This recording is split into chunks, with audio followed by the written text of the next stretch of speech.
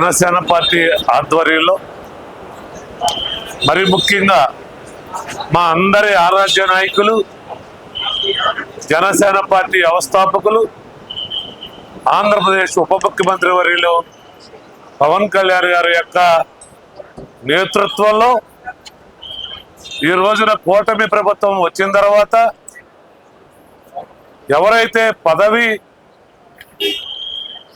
పొందారో వారందరికీ కూడా పదవి బాధ్యతలు ఏ విధంగా నిర్వర్తించాలో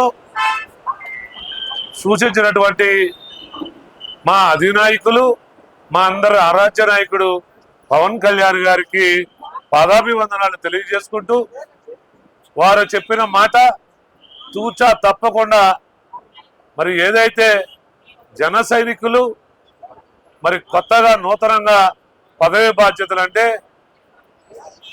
ఎమ్మెల్యేలుగా ఎంపీలుగా ఎమ్మెల్సీలుగా మరి ఎండోమెంట్ చైర్మన్గా వాటర్ డిస్ట్రిబ్యూటర్ చైర్మన్స్గా డిసిసిబి చైర్మన్గా అర్బన్ డెవలప్మెంట్ చైర్మన్స్గా అనేకమైనటువంటి పదవులు పొందినటువంటి వారందరికీ చెప్పిన మాట పవన్ కళ్యాణ్ గారు ఒకే ఒక మాట, మీరు గత ప్రభుత్వానికి మన ప్రభుత్వానికి ఖచ్చితమైనటువంటి తేడా చూపెట్టాలి. గత ప్రభుత్వం దౌర్జన్యం హింసాకాండలతో కూడినటువంటి ప్రభుత్వానికి మన ప్రభుత్వానికి తేడా ఖచ్చితంగా చూపెట్టాలి. వారికి మనకున్నటువంటి తేడా చూపెట్టాలి.